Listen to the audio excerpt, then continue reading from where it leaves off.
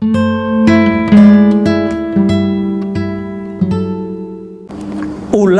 ahli rohani ini karena dia mengerti dalil, dia mengerti metode, dimulailah bab tadi apa? Bab taubah. Itu beda loh Pak. Ahli fikih baca astagfirullah beda dengan ahli kolbu, ahli tasawuf baca astagfirullah. Beda. Ahli fikih baca la ilaha illallah beda jika ahli kolbu baca la ilaha illallah. Dalilnya mana lagi nih?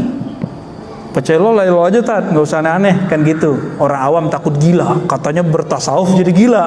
Tuh berhasil antum kecuci otaknya. Ya, itu kan yang ngomong begitu fitnatud dajjal itu. Bahwa belajar tasawuf jadi gila. Itu fitnatud dajjal itu Pak. Karena dajjal tahu orang kalau bertasawuf itu mati nggak takut. Jihad langsung berani Pak orang kalau udah bertasawuf. Karena nama Allah sudah terpatri di kolbunya. Jika Allah memanggil jihad yang sahih lah ya, bukan jihad-jihadan, bukan jihad jahat, jihad yang asli, itu dia akan menjawab. Tapi kalau jihadnya pakai hawa nafsu, dia nggak akan pernah menjawab. Maka dulu sahabat-sahabat nanya, wahai Rasulullah, ini kami ada yang jihad membela si fulan, membela kelompok, membela partai, membela suku, membela marwah. Apa kata Nabi? Jihad itu bukan itu. Jihad itu kamu berjuang li'ilahi kalimatillahi hiyal ulya. Hadis Sahih Muslim. Untuk mengangkat nama Allah yang tinggi. Di dirinya nama Allah belum tinggi. Bagaimana dia mau berjihad di luar? Nanti sama nasi bungkusnya kalah. Cang nangder ya. Jadi jihad-jihadnya orang hari ini lapar aja mati jihadnya. Semangat jihadnya cuma karena amplop 50.000, 10.000, mampus dia. Tersinggung dikit di masjid mundur. Logo nggak muncul tengkar. Jihad apaan antum? Ya? Jihad apaan itu? Itu namanya memperjuangkan kepentingan kelompok, bukan meninggikan kalimah Allah. Kalau sudah ada kalimah Allah, yang lain kecil nggak? Waladzikrullahi akbar. Sungguh menyebut nama Allah itulah yang paling besar, yang lain hilang. Maka di masjid ini nggak boleh ada bendera selain bendera Allah dan Rasulullah. Nggak ada bendera-bendera apa-apa. Tapi kalau ada orang punya bendera sholat di sini boleh nggak?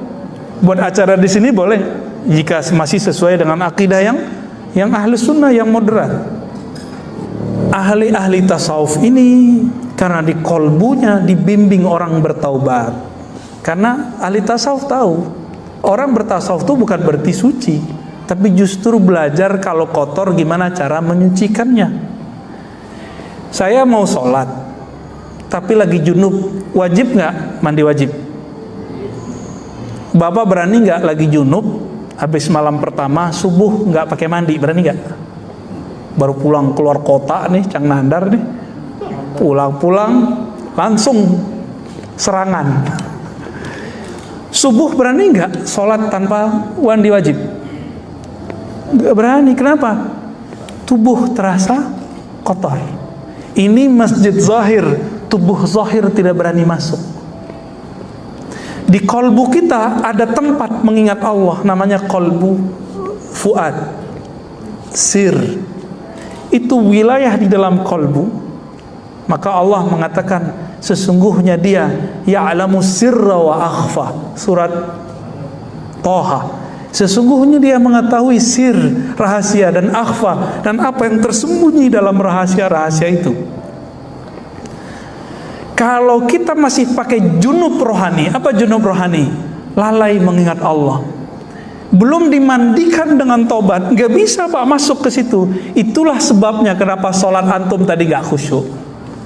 Badan secara zahir sudah masuk ke masjid zahir, tapi nyawa kita belum nyambung dengan kolbu. Kenapa? Nyawa kita belum ditobatkan, nafs kita belum ditobatkan, belum bertobat dia.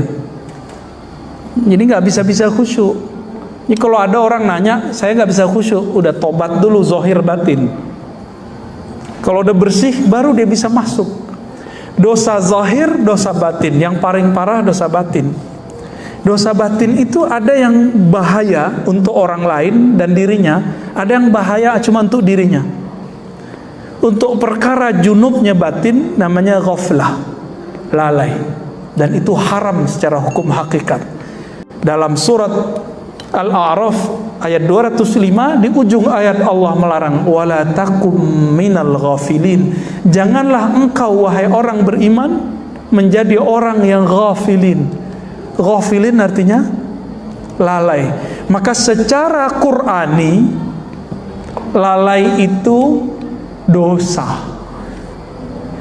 Kita bukan hanya di luar sholat, di dalam sholat aja lalai. Benar apa benar?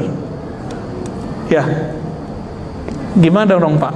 Maka sholat kita ini gak bisa menghantarkan kita ke surga. Apalagi katanya as-sholatu mi'rajul mu'minin, tinggi amat kajian ente, ya. Sholat itu mi'raj orang beriman. Lah junub rohaninya belum beres, mau mi'raj, kapan mi'rajnya?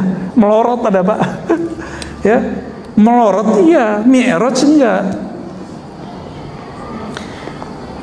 Ulama tasawuf meramu, jadilah namanya thariqat formal, Naqsyabandiyah. Tadi Pak Imam di Pekanbaru konfirmasi sama kita, Ustaz, semangat Pak Imam kita karena beliau ingin merubah.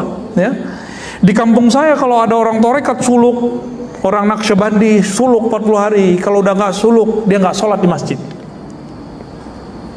Ini thariqat apaan nih katanya? Loh, gak ada urusannya sama thariqat, itu urusannya sama orangnya. Kenapa? Di tempat saya orang kalau sudah suluk rajin ke masjid. Masalahnya di mana? Orangnya nggak diajarin kalau habis suluk ada adab setelah suluk, yaitu sholat jamaah. Orang jemaah tabligh kan diajarin Pak, ada bayan tangguh namanya. Nggak tahu masih sama nggak istilahnya? Orang mau pulang nih dikasih bayan itu kayak semacam mentoring sebelum pulang. Nih supaya frekuensi iman ente masih sama ketika khuruj dan setelah khuruj, dikasih. Di tarekat sekarang hilang. Saya teliti, ini jemaah tabligh ini ilmunya dari mana sih? Ternyata pendiri jemaah tabligh mursyid tarekat Naqsyabandiyah, Qadiriyah, Khistiyah, Suhrawardiyah, ahli hadis, mazhabnya Hanafi, akidahnya Maturidiyah. Maturidi ini kan sama dengan Asy'ariyah, beda tipis. Mursyid. Makanya dia buat tarekat informal ala jemaah tabligh. Kebaca sama Syekh Albani, apa kata Syekh Albani? JT, jemaah tabligh adalah sufi gaya baru. Jadi mereka musuhin JT juga Pak. Bapak tiba-tiba musuhin JT juga, kan repot. Banyak di masjid-masjid kampung ngusir karena masyarakat ini nggak ngerti jemaah tabligh itu sebenarnya sama dengan dia. Cuma mungkin risih sebagian orang nggak ngerti pakaian begitu itu kan biasa. Cuma kalau dia masuk ke kampung tertentu, orang kampung itu belum biasa Pak pakai baju-baju begitu. Ya kita maklumilah ya. Jadi kalau ada jemaah tabligh yang disuruh usir, ya salah antum, nggak ta'aruf duluan. Ta'aruf duluan. Ya. Baik. Udah jam 7:30 Pak. Apakah tasawuf tarekat itu masih bagian dari Islam? Ya emang itulah spiritnya Islam.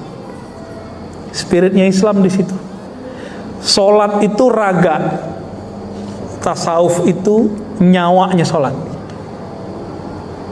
Kalau sholat tanpa pakai tasawuf itu sama kayak orang punya badan tapi nggak ada nyawanya. Namanya apa? Bangkai. Itulah kata Imam Athaillah, amalmu itu seperti badan. Ikhlas yang diajarkan di tasawuf itu ibarat ruh yang ada di dalamnya. Ikhlas tuh nggak bisa pakai ngomong Pak. Ikhlas tuh nanti dipraktekin, nih zikirnya supaya ikhlas. Ada zikirnya. Zikirnya la ilaha illallah dengan metode yang tertentu. Ada caranya. Dalam Sahih Bukhari dikatakan, sesungguhnya Allah mengharamkan terhadap neraka menyentuh orang yang man qala la ilaha illallah min qalbihi aw nafsi, yang membaca la ilaha dari kolbunya atau dari nafsnya. Ini dua tingkat ini. Kalau versi ahli hadis ini dikatakan ragu, tapi kalau versi ahli zikir ini tingkatan.